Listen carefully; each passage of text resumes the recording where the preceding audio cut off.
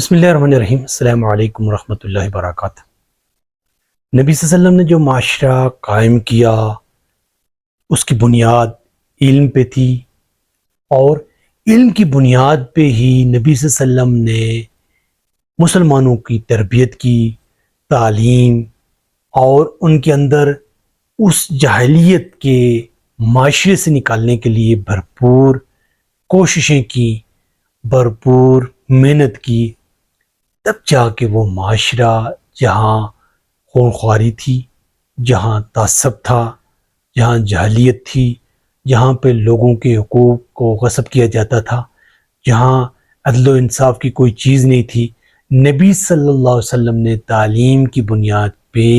ان کا رویہ بدلا، ان کی طرز زندگی کو بدلا، اور ایسا معاشرہ قائم کیا جس کے اندر اخلاقیات اور روحانی زندگی موجود ہو، جس کے اندر تابناک ایک بے پناہ قوت جو معاشرے کی اساس ہے، بنیاد ہے، معاشرے کو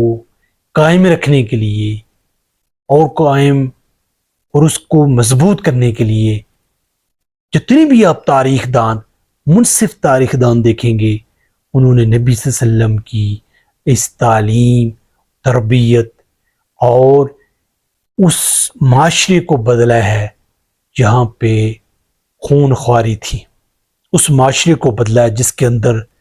دنیا کے اندر کوئی بھی معذبانہ روش نہیں تھی، بلکہ اخلاق سے دور اور انسانیت کو ذلت اور انسانیت کی تذلیل، انسانیت کی بقا کے لیے کوئی عنصر موجود نہیں تھا، جہاں پہ نبی صلی اللہ علیہ وسلم نے ایسا معاشرہ قائم کیا۔ خاتم النبی صلی اللہ علیہ وسلم نے اس معاشرے کی بنیاد ایسے عناصر پہ رکھی ہے جو تعلیم، سیکھنے، سکھانے اور بہتری کے لیے۔ نبی صلی اللہ علیہ وسلم نے فرمایا، خیرکم من تعلم القرآن وعلمہ، تم میں سے بہترین جو قرآن سیکھے اور سکھائے۔ اور اس معاشرے کو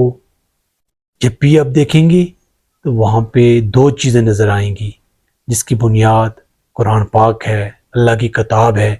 ایک ایمان، دوسرا عمل صالح۔ ایک ایمان، دوسرا عمل صالح۔ کہ کس طریقے سے ہم اس معاشرے کو بدل سکتے ہیں جس کے اندر تزکیہ، نفوس کا تزکیہ کیا جائے، لوگوں کی تربیت کی جائے، اور معاشرے کو بدلنے کے لیے اپنے اور ہمیشہ ایسی چیزوں کا نبی صلی اللہ علیہ وسلم نے چناؤ کیا، سادہ فہم، لوگوں کے مزاج کو خیال رکھا، لوگوں کو گفتگو کرتے ہوئے بہت آسانی اور معذبانہ انداز سے، اور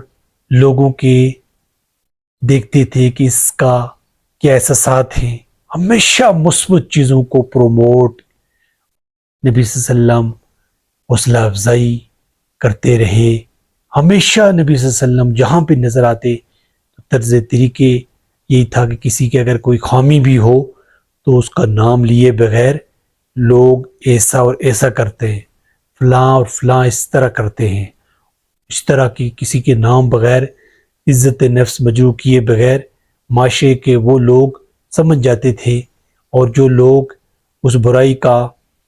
اشارہ سمجھ کے اس سے بچتے تھے۔ اور معاشرے کی یہی خوبی ہے کہ نبی صلی اللہ علیہ وسلم نے جو تعلیم و تربیت دی ہے وہ بے پناہ ہے۔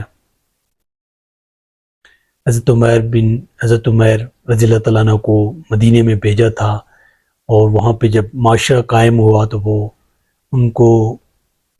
کہتے مقری آ گیا، یعنی پڑھانے والا۔ تو کہنے کا مطلب یہ ہے کہ نبی صلی اللہ علیہ وسلم نے پھر صحابہ کرام کو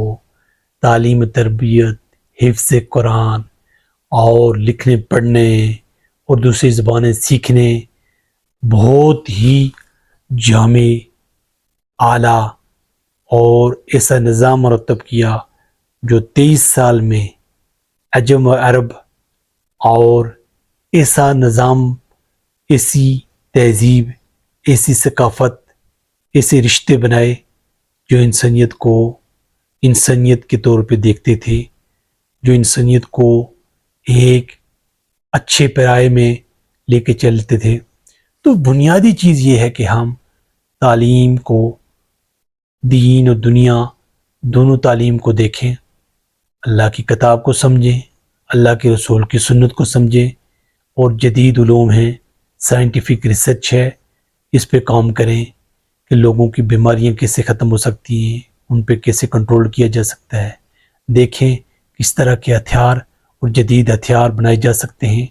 جس سے دوسرے قوم اور دوسرے دشمن کو ہیبت قائم ہو سکتی ہے،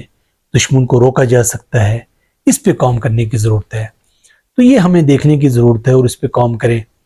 لیکن اس پہ جتنا بہتر ہوگا ہم فیصلے کریں، اور فیصلوں کی بنیاد اللہ اور اس کے رسول کی تعلیمات ہوں۔ ہمیشہ کوئی بھی کام کرے تو اس میں آخرت ہونی چاہیے کہ آخرت میں ہم کس طرح کامیاب ہو سکتے ہیں۔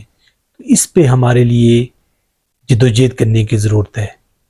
کہ اللہ کے دین کو سمجھیں۔ تعلیم و تربیت ہی، کوئی بھی مرد، عورت، بچے، ان کی تعلیمی تربیت، اس پہ فوکس کیا جائے، اور بچوں کو ایک اچھا شہری جو اللہ اور اللہ کے رسول کی تعلیمات اور دنیاوی تقاضے جو ہیں، عصری علوم ہیں، ان کو سمجھے اور ایک مہذبانہ زندگی کیسے گزارے، اس پہ کام کیا جائے تو ہم بہت اچھا کر سکتے ہیں۔ اس کے لیے ہمیں محنت کرنی ہوگی، آگے بڑھنا ہوگا، کیا کریں، کیسے کریں، تو یہ ہمارے لیے ایک موقع ہے۔ اللہ کی توفیق سے سب کچھ ممکن ہے، اور تعلیم و تربیت سے معاشرے کو بدلیں۔ السلام۔